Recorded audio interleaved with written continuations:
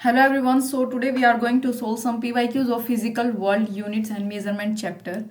ठीक है, हमारे पास क्लास 11th की फिजिक्स का फर्स्ट चैप्टर है. स्टार्ट करते हैं क्वेश्चन नंबर 1 से. क्या है भाई, बहुत इजी चैप्टर है भाई. फर्स्ट बिल्कुल बेसिक चैप्टर है. इतने कुछ डेरिवेशंस नहीं है, कोई ऐसे कुछ खास कंसेप्ट नहीं है इसमें. ठीक है, जस्ट डायमेंशनल फॉर्मूला जो है इसमें आपको याद होने चाहिए. ठीक है, लर्निंग वाला चैप्टर है. Unit of thermal conductivity is unit बताने भाई ऐसा यूनिट थर्मल कंडक्टिविटी की क्या होती है. थोड़ा सा स्पेस बना लेते हैं. मैं आपको थर्मल कंडक्टिविटी समझाऊंगी सबसे पहले क्या होता है, उसके बाद जो है इसकी ऐसा यूनिट देखेंगे फॉर्मूला बनाकर. देखो भाई, स्टेडी स्टेट में जो amount of heat flowing from one phase to the other phase in time dt में भाई जो अमाउंट ऑफ हीट फ्लो होता है एक फेज से दूसरे फेज पे, उसको हम किस तरीके से लिखते हैं. H is equal to K ए. ये हमारे पास फॉर्मूला होता है एरिया यानी कि T1 माइनस T2, यानी कि यहाँ पे हमारे पास टेम्परेचर की बात है, ये dt. ठीक है, ये होता है भाई प्रोपोर्शनलिटी के साइन को हटाकर हम यहाँ पे k पुट करते हैं. तो यहाँ पे हम इसको लिख सकते हैं dH upon dt time is equal to K A upon में क्या आएगा भाई लेंथ डेल्टा टी. के यहाँ पे क्या था, कोफिशिएंट ऑफ थर्मल कंडक्टिविटी.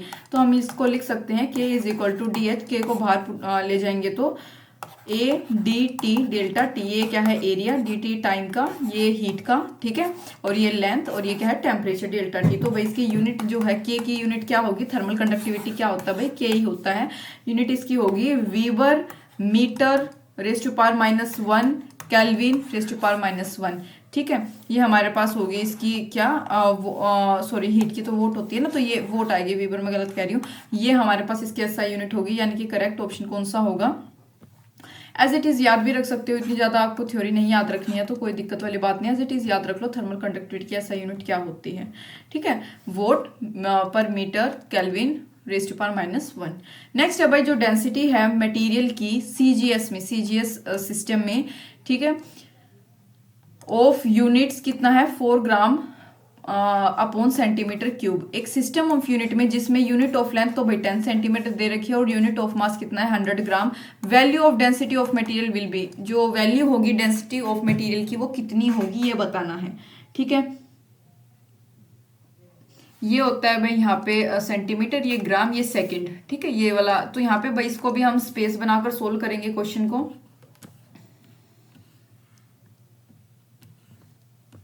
देखो सीजीएस सिस्टम में अगर मैं डेंसिटी के फॉर्मूले की बात करूं, यानी कि density D is equal to formula याद रखोगे 4, ये हमें दे रखा है बेसिकली. ठीक है, ये फॉर्मूला हमारे पास है. Unit of length is equal to, length कितनी दे रखी है unit 1 centimetre, mass 1 gram. Another system of unit में बात करूं तो जो यूनिट ऑफ मास है भाई वो कितना दे रखा है 100 ग्राम, राइट. और यूनिट ऑफ लेंथ कितनी दे रखी है 10 सेंटीमीटर. इन वैल्यूज को सब्सटीट्यूट कर दो दोनों को. Density is equal to 400 gram upon में क्या है ये 10 अपॉन में 10 अपॉन 10. ठीक है, सेंटीमीटर का क्यूब. सोल्व करोगे तो भाई 40 यूनिट आंसर आएगा. सिंपल फॉर्मूले का क्वेश्चन था. ठीक है, तो ये हमारे पास क्या आएगा इसका करेक्ट आंसर 40. और मैं आपको एक एक्स्ट्रा पॉइंट यहाँ पे बताना चाहूंगी. अपार्ट फ्रॉम मतलब फंडामेंटल और डिराइव्ड यूनिट के अलावा हमारे पास एक प्रैक्टिकल यूनिट होती है जिसका नाम होता है हॉर्स पावर, जिसको हम एचपी से भी डिनोट कर सकते हैं. ठीक है, हॉर्स पावर ये एक प्रैक्टिकल यूनिट होती है. किसकी, पावर की प्रैक्टिकल यूनिट होती है.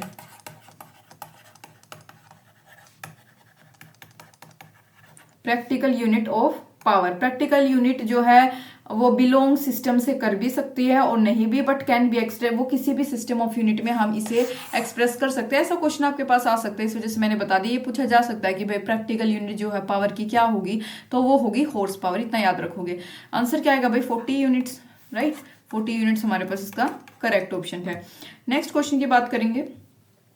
Unit of permittivity of free space E naught is. Unit of permittivity बताना है फ्री स्पेस का, यानी कि ई नोट उसको बोलते हैं इज.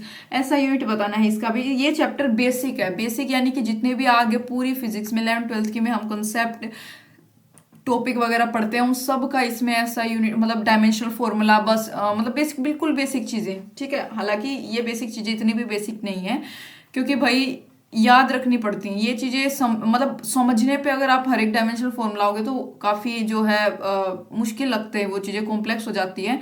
तो ये कुछ बेसिक चीज़ें होंगी जैसे स्ट्रेस, फोर्स, हीट जो है, मोमेंटम, वॉल्यूम, मास, इन सब चीज़ों का भाई आप थोड़ा थोड़ा बेसिक डायमेंशनल फॉर्मूला सब याद कर लेना। आपकी एनसीईआरटी की बुक में टेबल दे रखी है, ठीक है, उसको याद करने की कोशिश करना। तो यहाँ पे हमारे पास इसका करेक्ट ऑप्शन होता है coulomb square upon newton metre square. ये होता है कैसे भाई, देखो ई नोट का फॉर्मूला ये तो अभी तो आपको नहीं पता होगा क्योंकि ये चैप्टर हमारे पास आए नहीं, बिल्कुल बेसिक फर्स्ट चैप्टर है तो आगे पढ़ते हैं कंसेप्ट। तो हम E naught is equal to Q का square upon R square 4πf, ये फॉर्मूला होता है भाई। यहाँ पे क्यू स्क्वायर यानी कि क्यू यहाँ पे चार्ज को डिनोट करता है, आर स्क्वायर रेडियस को, 4πff यहाँ पे फोर्स को डिनोट करता है। तो इसकी जो एसआई यूनिट का फॉर्मूला है, एसआई यूनिट जो है इसकी डी होगी, coulomb square upon newton metre square, ठीक है। Unit of Stefan Boltzmann constant is, तो यहाँ पे इसकी भी ऐसा यूनिट बतानी है। देखो स्टीफन लॉ के अनुसार मैं आपको बता देती हूँ, ई यानी electric field is equal to mu area T raise to power 4 and temperature raise to power 4, ये होता है। जहाँ पे ई क्या है, एनर्जी डेसिपेटेड पर सेकेंड, कितनी एनर्जी जो है डेसिपेट हुई है पर सेकेंड पे, ई वो डिनोट करता है। ए जो है सरफेस एरिया और टी क्या होता है भाई, एब्सोल्यूट टेम्परेचर, यानी कि आप इसको लिख सकते हो म्यू को बाहर निकाल लोगे तो ई अपॉन ए T4, यानी कि ई जो है हमारे पास एनर्जी का ऐसे यूनिट वोट होता है, अपॉन में एरिया मीटर स्क्वायर और टेम्परेचर का केल्विन। ये हो गया, तो देख लो भाई कौन सा करेक्ट होगा इसमें, हमारे पास ए, ठीक है। इससे ये फॉर्मूला ये ऐसा यूनिट बन गई, ठीक है, फॉर्मूला था हमारे पास। ये चैप्टर इस वजह से भी थोड़ा सा मुश्किल कॉम्प्लेक्स लगता है याद करना, क्योंकि जब तक हमने आगे वाले चैप्टर नहीं पढ़े होते, अभी तो चलो हम थोड़ा सा मैं आपको बता रही हूँ क्योंकि एक बार रिवीजन हम पहले पढ़ चुके होते हैं, ठीक है, थोड़ा सा पढ़ के आ चुके हूँ, लेकिन बहुत से बच्चे होते हैं भाई जो स्टार्ट कर रहे हैं अभी फर्स्ट चैप्टर से, तो उनको इस वजह से मुश्किल लगता है। तो आप चाहो तो इस चैप्टर को थोड़ा सा पोज में भी रख सकते हो जब तक आगे कंसेप्ट क्लियर नहीं होते, बेसिक सा पढ़ के चलो इसको, ठीक है, बेसिक तरीके से अच्छे से अपना लेके चलो, बस ज्यादा स्ट्रेस वाली बात नहीं है। एक पर्टिकुलर सिस्टम में जो यूनिट ऑफ लेंथ है और मास टाइम है चूजन टू बी, वो 10 लेंथ 10 सेंटीमीटर, मास 10 ग्राम और time 0.1 second respectively, unit of force बताने सिस्टम में किसके इक्विवेलेंट होगा। देखो हम जानते हैं फोर्स का फॉर्मूला क्या होता है भाई, मास इंटू एक्सेलरेशन होता है, ठीक है, और इसको हम लिखते हैं एक्सेलरेशन का फॉर्मूला क्या होता है भाई, लेंथ इंटू टाइम का स्क्वायर, यानी कि mass into length into time का इनवर्स, ये होता है। तो मास कितना दे रखा है भाई 10 ग्राम, लेंथ 10 सेंटीमीटर और time 0.1 second raise to power -2, ये है। आप इसको सोल्व करेंगे तो 10 रेज टू पावर -1 न्यूटन आ जाएगा। सिंपल फोर्स का फॉर्मूला लगाना था भाई, उसमें आपके पास सारी वैल्यूज दे रखी थी, करेक्ट ऑप्शन इसमें हमारे पास आ जाएगा ए। नेक्स्ट है भाई, अगर ये क्वेश्चन दे रखी है, अगर if x is equal to AT + BT square, जहाँ पे x क्या है, डिस्टेंस ट्रेवल्ड बाय बॉडी, मतलब x क्या है यहाँ पे, डिस्टेंस ट्रेवल्ड है जो बॉडी ने ट्रेवल किया किलोमीटर में, वो डिस्टेंस x है। जबकि t की बात करूँ तो t क्या है भाई, time in seconds and the unit of b is, तो यहाँ पे हमें क्या बताना है, b की यूनिट बताना है। यहाँ पे हमें सारी वैल्यूज दे रखी है, ठीक है भाई। स्पेस बना लेंगे थोड़ा सा सोल्व करने के लिए क्वेश्चन को।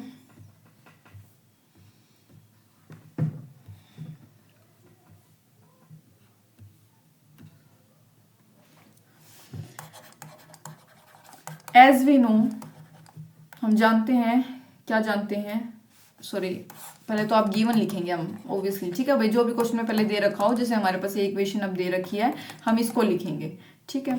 x यहाँ पे क्या है भाई, डिस्टेंस है किलोमीटर में, t क्या है भाई, टाइम इन सेकंड, राइट। तो देखो होमोजेनिसिटी का प्रिंसिपल यहाँ पे हम यूज करेंगे, उसके अनुसार क्या होता है भाई, जो डायमेंशन होती है each terms of dimensional equation दोनों साइड पे वो क्या होनी चाहिए भाई, सेम होनी चाहिए। यानी कि इक्वेशन से हम क्या, ये फ्रॉम द इक्वेशन हम लिख सकते हैं x is equal to AT + BT का स्क्वायर, यानी डायमेंशन जो है लेफ्ट साइड की डायमेंशन, यानी यहाँ पे डिस्टेंस की क्या होगी भाई, L होती है, ठीक है, लेंथ डिस्टेंस इन किलोमीटर का डायमेंशनल फॉर्मूला होता है L, ठीक है, इज इक्वल टू यहाँ पे इसका क्या आ जाएगा b, और यहाँ पे आ जाएगा क्या, t का स्क्वायर, ठीक है, इसकी bt के स्क्वायर की अगर मैं बात करूँ टाइम की बात करूँ तो ये आ गया हमारे पास b। तो यहाँ पे जब आप b को बाहर निकाल लोगे, b की निकालना था dimensional formula, is equal to क्या आ जाएगा, L अपॉन यहाँ पे ये t रेज टू पावर 2, ये क्या होगा, डायमेंशन हो जाएगा एक्सेलरेशन का, ये भाई किसकी डायमेंशन होती है, डायमेंशन फॉर्मूला किसका होगा, ये एक्सेलरेशन का। तो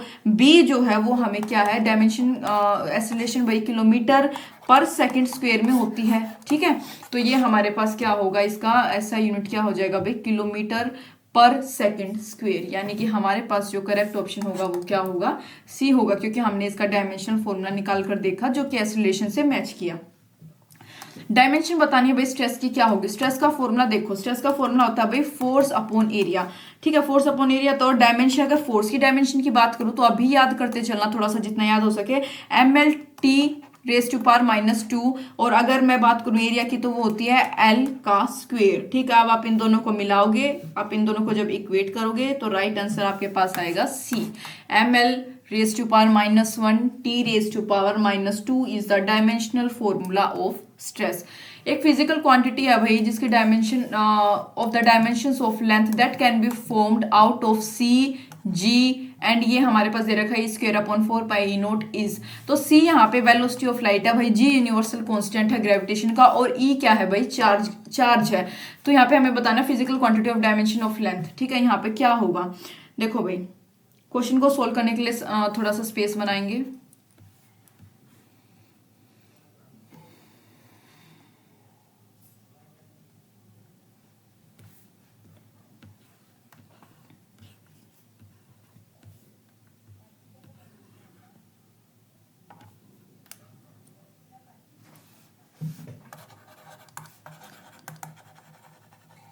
late dimensions of length is related as, यहाँ पे हमारे पास क्या दे रखा है, L इज इक्वल टू, यहाँ पे डिस्टेंस का हम L लिखेंगे, यहाँ पे C के ऊपर जो है हम X कोफिशिएंट यूज करेंगे, ग्रेविटेशन के ऊपर Y, और ये E स्क्वायर अपॉन 4πE0, यहाँ पे ये Z हो गया, X Y और Z कोफिशिएंट हमने यहाँ यूज किया है, ठीक है। E स्क्वायर अपॉन 4πE0 का अगर मैं बात करूं, डायमेंशनल फॉर्मूला क्या होता है, ML का cube T raise to power -2, ठीक है भाई, याद रखने वाली चीजें हैं अब, ठीक है। तो यहाँ पे जो है आप जब इसको इक्वेट करोगे, मतलब दोनों को कंपेयर करना है दोनों साइड पे, कैसे देखो, L is equal to LT -1x, ठीक है। आपको यहाँ पे जो मैंने चीजें यहाँ पे लिखी है ना, जैसे स्पीड ऑफ लाइट का डायमेंशनल फॉर्मूला यहाँ पे आपने लिख दिया, ग्रेविटेशन का जो है यहाँ पे आप क्या लिख दोगे, फॉर्मूला लिख दोगे, ठीक है, और मतलब डायमेंशनल फॉर्मूला, और यहाँ पे इसका तो हमने निकाला, ये भी एज इट इज लिखोगे। इसको जब आप सोल्व करोगे, मतलब आप इसको जब निकालोगे तो आपके पास आएगा C raise to power -2 G dot E square 4πE0 raise to power 1/2। तो ये आपके पास करेक्ट आंसर आएगा, यानी कि क्या आएगा भाई करेक्ट आंसर यहाँ पे 8th का हमारे पास D, मेरे हिसाब से D यहाँ पे मैच हो रहा है इससे, ठीक है। तो D हमारे पास यहाँ पे क्या आया भाई, इसका करेक्ट ऑप्शन आया। नेक्स्ट बात करेंगे, if energy E, velocity V and time T जो है चूज, अगर उसको हमने एज अ फंडामेंटल क्वांटिटीज के तौर पे चूज किया है तो डायमेंशनल फॉर्मूला सरफेस टेंशन का क्या होगा ये बताना है, ठीक है भाई। हम जानते हैं सरफेस टेंशन का फॉर्मूला क्या होता है, फोर्स अपॉन लेंथ। यहाँ पे आप फोर्स का डायमेंशनल फॉर्मूला लिख दो, लेंथ का लिख दो, इक्वेट कर दो, ये आ जाएगा MT रेज़ टू पावर -2, ठीक है। तो और एनर्जी का फॉर्मूला क्या होता है, फोर्स इनटू डिस्प्लेसमेंट, यानी कि हम लिख सकते हैं ये is equal to ML2T raise to power -2। Velocity का फॉर्मूला क्या होता है भाई, डिस्प्लेसमेंट अपॉन टाइम। तो यहाँ पे यानी velocity V is equal to displacement upon time LT raise to power -1। तो जब लेट सरफेस टेंशन, उसको हम सरफेस टेंशन को किस फॉर्म में एक्सप्रेस करते हैं, S is equal to EAVB, और यहाँ पे हमारे पास क्या आएगा, EAVB और T से, जहाँ पे तीनों हमने निकाल रखे, तीनों हमने निकाल दिए, यहाँ पे वैल्यू आप पुट करोगे तो आपके पास इसका करेक्ट आंसर आ जाएगा B। तीनों निकाल लिए थे हमने, ठीक है, E निकाल लिया है, V निकाल लिया है, और T यहाँ पे हमारे पास है। तो हमने तीनों चीजें जो है, तीनों चीजें हमें पता है, इसको आप इक्वेट करके, मतलब तीनों चीजों को लिखोगे इक्वेट करके, आंसर आ जाएगा आपका B। डायरेक्ट भी याद रख सकते हो, ठीक है, इट्स अप टू यू। मैं आपको भाई वर्बली बता रही हूँ, एक दो एक्स्ट्रा पॉइंट अच्छे खासे, तो ध्यान से सुनो। लेंथ, मास और टाइम जो होते हैं वो आर्बिट्रेरीली चूजन होते हैं, मतलब कि वो जो है काफ़ी मतलब जो है अच्छे मतलब प्रिसाइजली उनको चूज किया गया है फंडामेंटल क्वांटिटीज के तौर पे मैकेनिक्स में, ठीक है, फिजिक्स मैकेनिक्स में। तो इनफैक्ट कोई भी 3 क्वांटिटीज जो है मैकेनिक्स में उनको हम टर्म्ड कर सकते हैं एज फंडामेंटल, क्योंकि जो ऑल अदर क्वांटिटीज होती हैं उनको हम एक्सप्रेस करते हैं इन टर्म्स ऑफ दिस। जैसे कि अगर फोर्स एफ यानी फोर्स एक्सेलरेशन को हम एज फंडामेंटल क्वांटिटीज लें तो जो मास होगा वो कैसे डिफाइन होगा भाई, डिफाइंड एज, वो mass will be defined as force and acceleration, ठीक है, मतलब force and acceleration will be termed as derived quantity. तो इनके तौर पे उनको हम डिराइव करते हैं, ठीक है। नेक्स्ट बात करेंगे 10th क्वेश्चन की।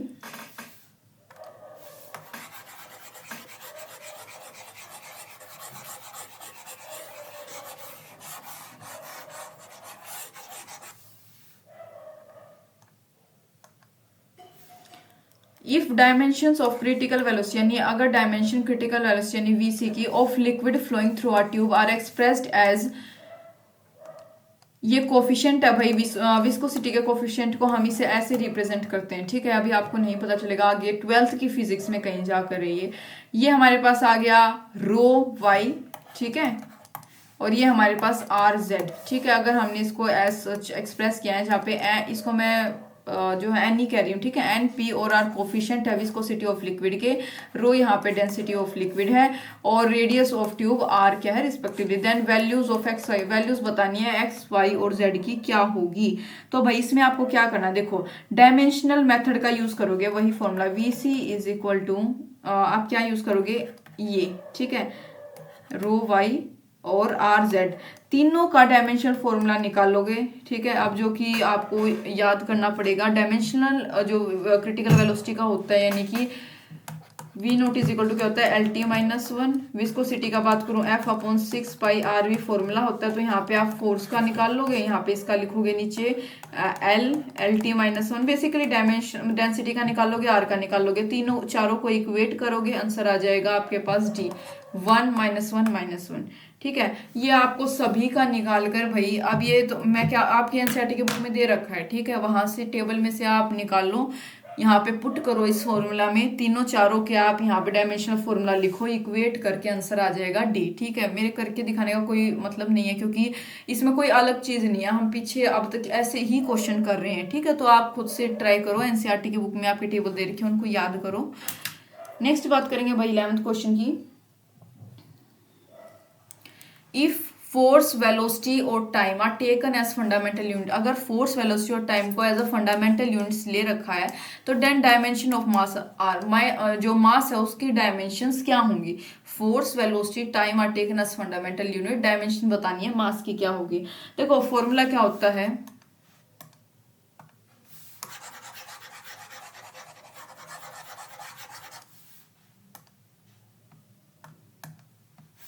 फॉर्मूला क्या होता है भाई, देखो फोर्स का फॉर्मूला होता है मास इनटू एक्सेलरेशन, यानी मास को हम बाहर ले लेंगे तो फोर्स अपॉन एक्सेलरेशन, ये हो गया। और आगे इसको हम लिखे, एक्सेलरेशन का फॉर्मूला क्या होता है भाई, वेलोसिटी अपॉन में टाइम, ये होता है। तो आप भाई इन सब का लिखो, आप सब इनका वो निकाल लोगे, डायमेंशनल फॉर्मूला लिखोगे, करेक्ट आंसर आ जाएगा ये, ठीक है, F V raise to power -1 T, ये आ जाएगा इसका डायमेंशंस ऑफ मास। नेक्स्ट है भाई जो पेयर ऑफ क्वांटिटीज है हैविंग सेम डायमेंशन, मतलब यहाँ पे आपको दो दो के पेयर में ऑप्शन दे रखे हैं, तो वो वाला ऑप्शन बताना है, वो वाला पेयर ऑफ क्वांटिटी बताना है जिसके दोनों के सेम डायमेंशन हो, मतलब दोनों के डायमेंशन मैच करते हो। तो भाई करेक्ट ऑप्शन इसका होगा वर्क एंड टॉर्क, ठीक है। वर्क का फॉर्मूला होता है भाई फोर्स इनटू डिस्प्लेसमेंट, फोर्स का डायमेंशन फॉर्मूला MLT-2। देखो ये जो कुछ ऐसे है ना भाई, ये अपना फोर्स डिस्प्लेसमेंट हीट वगैरह, इनके आप बेसिकली याद रख लो, क्योंकि बहुत से अधिकतर फॉर्मूला इन्हीं में से बने होते हैं, एक्सेलरेशन वगैरह हो गया, ठीक है, फोर्स डिस्प्लेसमेंट और ये सॉर्ट ऑफ, ये आप अच्छे से याद रख लो, इससे फिर आगे आप थोड़ा सा कर पाते हो, ठीक है, थोड़ा सा एक जो है कॉन्फिडेंस आ जाएगा अगर आपको ये भी याद होंगे तो। फोर्स का ML2 rays to power -2, displacement का होता है सिंपल L, तो आप इसको सोल्व करोगे तो क्या आएगा ML2 T raise to power -2। Torque के फॉर्मूले की बात करो, फॉर्मूला होता है फोर्स इंटू यहाँ पे हमारे पास मतलब बेसिकली यहाँ पे टॉर्क का फॉर्मूला होता है mass into acceleration into length, ये होता है mass into acceleration into length. Mass का m होता है, एक्सीलरेशन का LT-2 होता है, लेंथ का आप जानते हो L होता है, सिंपल दोनों, इसका भी यही आ जाएगा ml2t⁻²। तो करेक्ट आंसर यहाँ पे इसका हमारे पास क्या आएगा, वर्क एंड टॉर्क यानी कि डी दोनों का सेम डायमेंशनल फॉर्मूला होता है। ठीक है,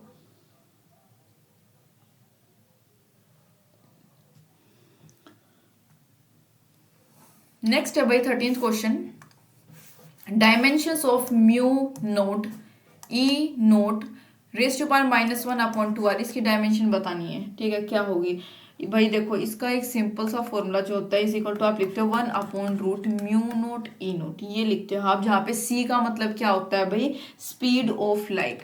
ठीक है, यहाँ पे c का मतलब क्या होता है, speed of light. E note का मतलब भाई परमिटिविटी फ्री स्पेस में। ठीक है, परमिटिविटी कहाँ पे, फ्री स्पेस में। और म्यू नोट का मतलब होता है परमिएबिलिटी, आगे आप चैप्टर्स में समझते हो ये परमिटिविटी परमेबिलिटी। ठीक है, तो डायमेंशन फॉर्मूला जो इसका होगा LT⁻⁻1 एज इट इज याद रख लेना। ठीक है, ऐसा कोई आएगा तो एकदम से यूनिक होगा, आपको इसका याद भी रख लोगे तो कोई दिक्कत वाली बात नहीं है। LT⁻⁻1 dimensions of mu naught e naught raised to power minus 1/2 is equal to LT raised to power minus 1। ठीक है, नेक्स्ट क्वेश्चन क्या है भाई 14th, जो डायमेंशन है 1/2 ई नोट, ये हमारे पास इलेक्ट्रिक फील्ड होता है, ये ई का स्क्वायर, वेयर जहाँ पे ई नोट क्या है, परमिटिविटी है फ्री स्पेस की, और ई क्या है, इलेक्ट्रिक फील्ड, उसका डायमेंशन बताना है क्या होगा। तो भाई यहाँ पे देखो 1/2 ई नोट एंड जो परमिटिविटी है फ्री स्पेस में, और ये स्क्वायर, ये रिप्रेजेंट करता है किसको, एनर्जी डेंसिटी को। एनर्जी डेंसिटी का क्या मतलब होता है भाई, energy per unit volume, energy per unit volume इसका मतलब होता है। ठीक है, तो यहाँ पे इसका जो आप निकालोगे फॉर्मूला, तो यहाँ पे हमारे पास इसका करेक्ट आंसर क्या आएगा, बी, ml⁻⁻1 t⁻²। अगर dimensions physical quantity, if the dimension of a physical quantity are given by MALBTC then physical quantity will be, तो फिजिकल क्वांटिटी क्या होंगी ये बताना है। देखो भाई क्या होता है, प्रेशर का फॉर्मूला क्या होता है, फोर्स अपॉन एरिया, ये होता है भाई प्रेशर का फॉर्मूला। ठीक है, यानी कि हम लिख सकते हैं प्रेशर का फॉर्मूला क्या होगा भाई, ml⁻2 L का स्क्वायर, ये फोर्स का हो गया ml2 अपॉन एरिया L का स्क्वायर। सोल्व करोगे ml-1 t-2, यानी कि a की मैं बात करूँ, a यहाँ पे 1 है, b क्या है, यानी L यहाँ पे ये a हो गया, ये b और ये c, a 1 है और यहाँ पे b क्या आएगा -1 और c क्या आएगा भाई -2। ठीक है, इसको हम ऐसे कंसीडर करते हैं, तो करेक्ट ऑप्शन हमारे पास आ गया D, A1 b is equal to -1, c is equal to -2, ये आएगा हमारे पास। नेक्स्ट है भाई which two of the following 5 physical parameters have the same dimension, मतलब कि इन पांचों फिजिकल पैरामीटर्स में से किन दो के जो है सेम डायमेंशंस हैं। ठीक है, ये बताना किन दो के सेम डायमेंशन है, तो भाई करेक्ट ऑप्शन यहाँ पे सी आएगा, एनर्जी डेंसिटी और यंग्स मॉड्यूलस, इन दोनों का सेम डायमेंशन होती है। एनर्जी डेंसिटी का फॉर्मूला होता है एनर्जी अपॉन, मतलब एनर्जी डेंसिटी का मतलब होता है एनर्जी पर यूनिट वॉल्यूम, ये होता है। ठीक है, जिसका डायमेंशन फॉर्मूला निकल के आता है ml-1 t⁻², ये होता है। रिफ्रैक्टिव इंडेक्स और डाइलेक्ट्रिक कांस्टेंट के पास कोई भी डायमेंशन होती नहीं, ये याद रखोगे, रिफ्रैक्टिव इंडेक्स और डाइलेक्ट्रिक कांस्टेंट के बाद डायमेंशन होती ही नहीं है, डायमेंशन नहीं होती भाई। ठीक है, यंग्स मॉड्यूलस की बात करूंगी तो फॉर्मूला उसका क्या होता है भाई, force upon area into L upon change in length. ठीक है, चेंज इन लेंथ, ये होता है भाई फॉर्मूला, आगे पढ़ोगे चैप्टर्स में, इसका भी निकालोगे तो यही निकल के आएगा same dimension formula. Magnetic field की अगर बात करी जाए, ये भी बता देती हूँ, तो इसका फॉर्मूला क्या होगा भाई, ये इसका मैग्नेटिक फील्ड को हम B is equal to F upon IL इससे रिप्रेजेंट करते force upon current into length.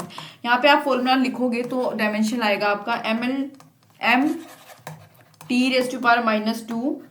Area (1) ये आता है। तो यहाँ पे हमारे पास एनर्जी डेंसिटी और यंग्स मॉड्यूलस का सेम जो है डायमेंशन आती है, दो पैरामीटर्स की सेम डायमेंशन रहती है। ठीक है, और रिफ्रैक्टिव इंडेक्स और डाई इलेक्ट्रिक कांस्टेंट की तो डायमेंशन होती ही नहीं है। नेक्स्ट है भाई जो डायमेंशंस है रेजिस्टेंस की, एक इलेक्ट्रिकल सर्किट में डायमेंशंस ऑफ रेजिस्टेंस, मतलब रेजिस्टेंस की डायमेंशन एक इलेक्ट्रिकल सर्किट में in terms of dimension of मास, किसके टर्म्स में, मास के डायमेंशन ऑफ मास की टर्म में, लेंथ की टर्म में और टाइम और करंट के टर्म में वुड क्या होंगी। ठीक है, dimensions of resistance in an electrical circuit in terms of dimension of mass m, length l end of time t and current I would क्या होंगी वो बताना है।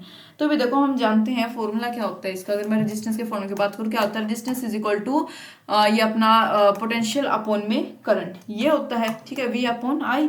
तो यहाँ पे आप इसको जब इसका फॉर्मूला लिखते हो तो इसका आता है ये रेजिस्टेंस का फॉर्मूला, सच आप याद भी रख सकते हो, याद हो जाए तो, ठीक है, ऐसे याद भी रख सकते हो उसको।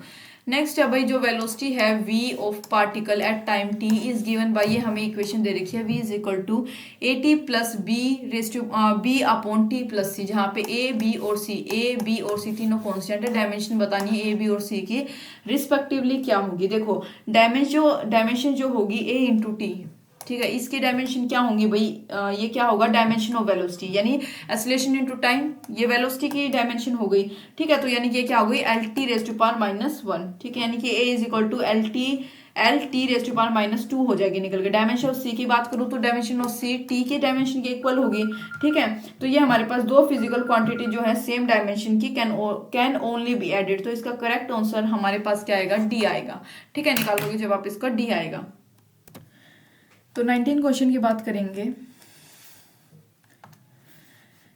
Ratio of the dimension of Planck's constant and that of moment of inertia is the dimension of, जो रेशियो होती है प्लैंक्स कांस्टेंट की मोमेंट ऑफ इनर्शिया के साथ इज द डायमेंशन, वो किसकी डायमेंशन मानी जाती है। तो भाई ये थोड़ा सा मैं आपको बताती हूँ। जो डायमेंशन फॉर्मूला होता है प्लैंक्स कांस्टेंट का, भाई प्लैंक्स कांस्टेंट को हम एच से डिनोट करते हैं, इज इक्वल टू क्या होता है M L square T raise to power one, ठीक है, ये होता है dimension formula. Moment of inertia का मैं बात करूँ जिसको हम आई से नोट करते हैं, उसका क्या होता है M L two T raise to power one. Dimension formula moment of inertia की अगर मैं बात करूँ तो वो हमारे पास क्या होगा एम एल टू होगा, ठीक है, M L two T one, तो ये इसका हमारे पास प्लैंक्स कांस्टेंट का, और एम एल टू हमारे पास इनर्शिया का होता है। तो जो रेशियो होगा प्लैंक्स कांस्टेंट और मोमेंट ऑफ इनर्शिया के बीच का वो क्या होगा H upon I is equal to, ये एच का हमने अभी निकाला है M L two T raise to power minus one upon M L two, ये होगा। तो यानी इसको सोल्व करेगा तो क्या निकल के आएगा T raise to power minus one, और ये किसका होता है भैया फ्रीक्वेंसी का डायमेंशन फॉर्मूला होता है, याद रखोगे किसका होता है फ्रीक्वेंसी का, T raise to power minus one किसका होगा फ्रीक्वेंसी का। तो करेक्ट ऑप्शन हमारे पास इसका क्या आ जाएगा भाई बी आएगा। नेक्स्ट बात करेंगे जो डायमेंशन होती है यूनिवर्सल ग्रेविटेशनल कांस्टेंट की, वो बताना है क्या होगी। इसको एज सच आप याद भी रख सकते हो। देखो जो क्या होता है इसका फॉर्मूला देखो, force is equal to G M one यानी mass one into mass two upon R का स्क्वायर, ये फॉर्मूला होता है। ग्रेविटेशन को बाहर ले लेंगे, जी इज इक्वल टू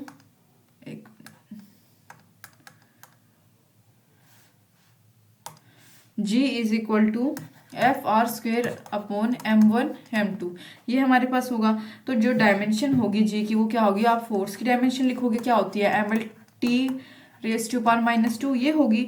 और आर रेडियस की क्या होती है भाई, रेडियस का होता है एल का स्क्वेयर अपॉन एम, और एम ये तो एज इट इज रहेगा, ये ऊपर दो की मैंने लिख दी, दो की नीचे लिख दी, इसको इक्वेट करके सोल्व करोगे तो आ जाएगा M raise to power minus one L cube T raise to power minus two, यानी कि करेक्ट ऑप्शन देख लो कौन सा होगा, आई थिंक इसका बी ऑप्शन, ठीक है, B option is the correct one.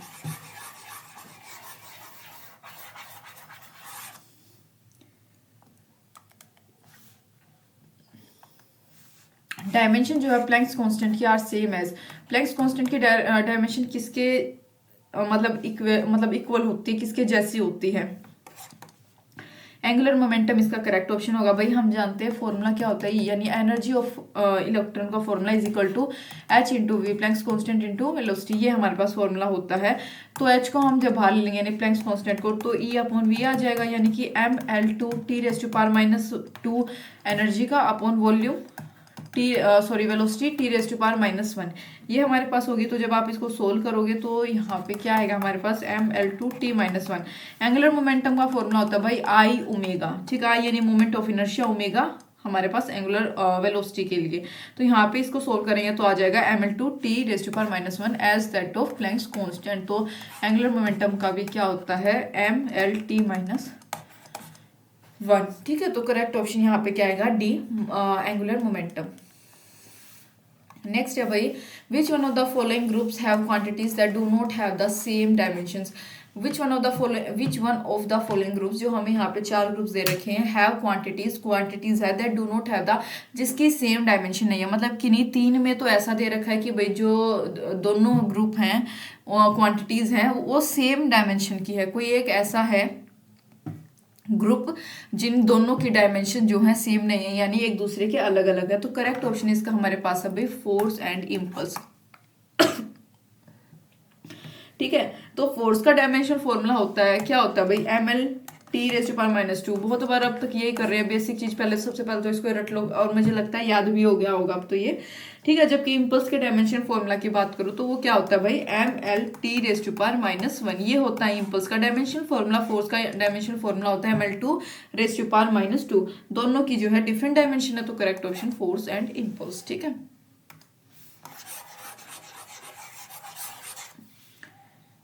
Next है भाई 23rd, डायमेंशनल फॉर्मूला बताना है मैग्नेटिक फ्लक्स का क्या होगा।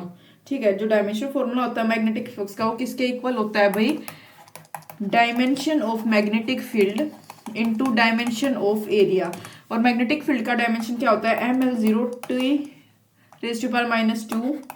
A⁻⁻1 into dimension of area क्या होगा, L का square, is equal to solve करेंगे mL/2T, ये हमारे पास आ जाएगा, यानी करेक्ट आंसर इसका हमारे पास होगा ए। ठीक है,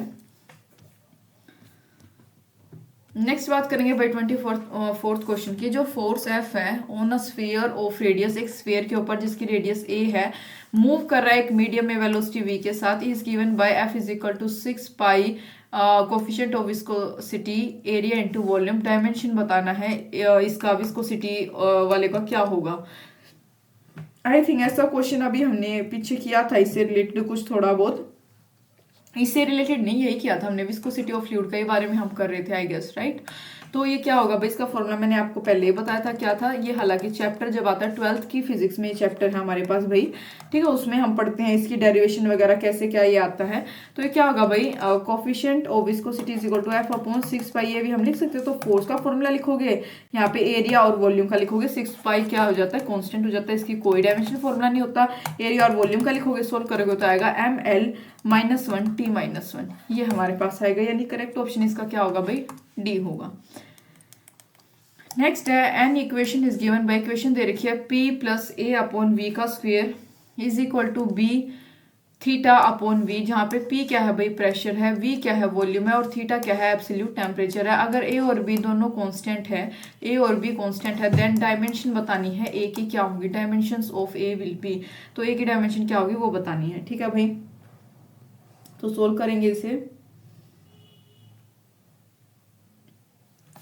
थोड़ा सा स्पेस बना लेते हैं भाई क्वेश्चन को सोल्व करने के लिए। So we have 37 questions.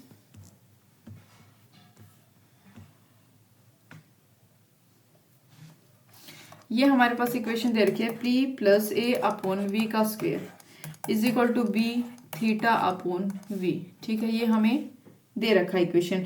Principle of homogeneity के अनुसार, होमोजेनिटी क्वांटिटी के प्रिंसिपल के अनुसार, with same dimension can be added, मतलब सेम डायमेंशन के साथ हम ऐड भी कर सकते हैं, सब्ट्रैक्ट भी। तो यहाँ पे हेंस जो डायमेंशन है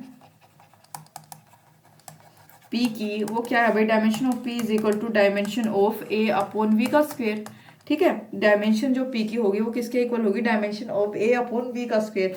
और डायमेंशन की मैं अगर बात करूँ P की, तो यहाँ क्या होगा, pressure is equal to force upon area is equal to A/V का स्क्वायर। फोर्स का क्या होता है dimension formula, mL/T-2 upon area का L square is equal to A/, volume का L का क्यूब का स्क्वायर, ये होगा भाई। यहाँ पे A की वैल्यू निकाल लोगे सोल्व करके, mL/5T⁻², काफी इजी था, right, simple formula based question. Correct answer कौन सा होगा, I think A, right? A is the correct option. Next है भाई 26th क्वेश्चन, क्या दे रखा है, which of the following will have the dimension of time. इनमें से कौन से के पास जो है टाइम की डायमेंशन होगी, which of the following will have the dimensions of time, मतलब इक्वल टू डायमेंशन, जो टाइम की डायमेंशन होती है वही इनमें से कौन से की इक्वल होगी इसके साथ। तो देखो भाई, एक ये हमारे पास फॉर्मूला होता है इज इक्वल टू -L/di/dt, ये होता है, और एक होता है E is equal to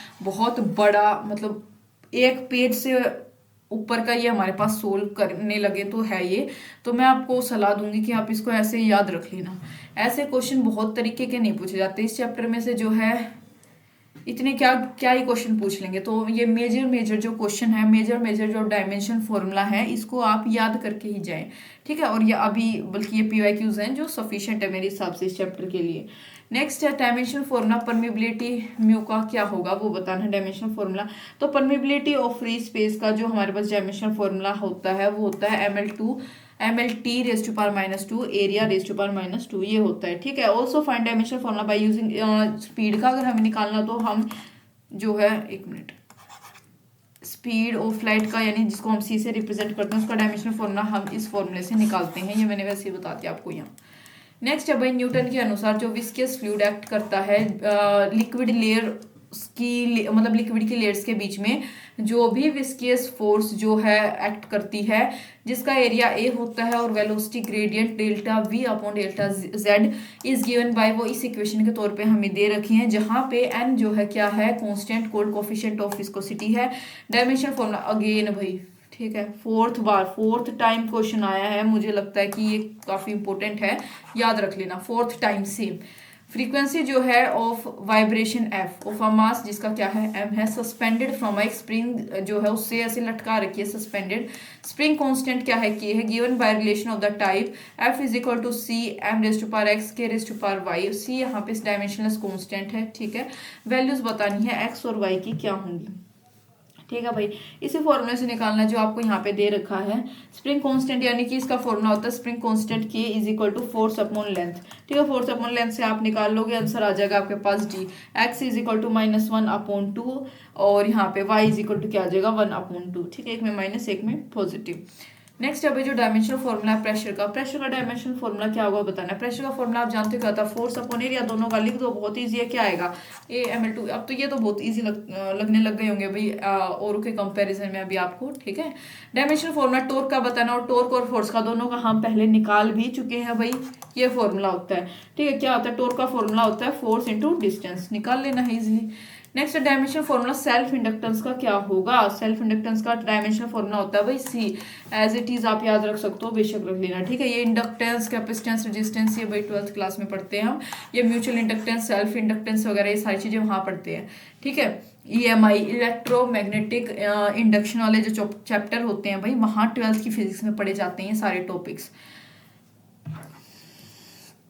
next of the following quantities which one has dimension different from remaining 3, इनमें से कौन से भी ऑफ द फॉलोइंग, मतलब जो हमें क्वांटिटीज दे रखी है इन चारों क्वांटिटीज में से विच वन हैज डायमेंशन, कौन से की डायमेंशन डिफरेंट होती है रिमेनिंग 3 में से, मतलब कौन से तीन के कंपैरिजन में किसी एक की यहाँ पे अलग होती है। यानी कि बेसिकली क्या समझ रहे हो आप, ओड निकालना आपको यहाँ पे, ठीक है। आपने सुना, आपने जब छोटे थे आप उस टाइम आप ओड और इवन जो है चूज करने आते थे, ठीक है। ये वही चीज है, यहाँ पे आपको ओड जो है ओड वन सेलेक्ट करना है कौन सा होगा। तो भाई करेक्ट ऑप्शन इसका होता है एंगुलर मोमेंटम। एंगुलर मोमेंटम के लिए जो डायमेंशनल फॉर्मूला होता है वो होता है ml/T⁻⁻1। अदर तीन के लिए क्या होता है ml-1T⁻², ये। तो भाई इसी के साथ हमारे जो PYQs है वो फिनिश हो गए हैं। ऐसा कुछ भी नहीं था इस चैप्टर में कि भाई मैं आपको समझा पाती, कोई डेरिवेशन नहीं, कुछ नहीं, जस्ट आपको भाई खुद की थोड़ी सी सेंस लगा के, खुद का दिमाग लगा के कैसे ना कैसे आपको ये बेसिक चीज़ें याद कर लेनी है। और मैं उम्मीद करती हूँ आपको समझ आए होंगे। 37 PYQs हैं, इनको अच्छे से भी याद रख लोगे तो कोई दिक्कत वाली बात नहीं है। Thank you for watching.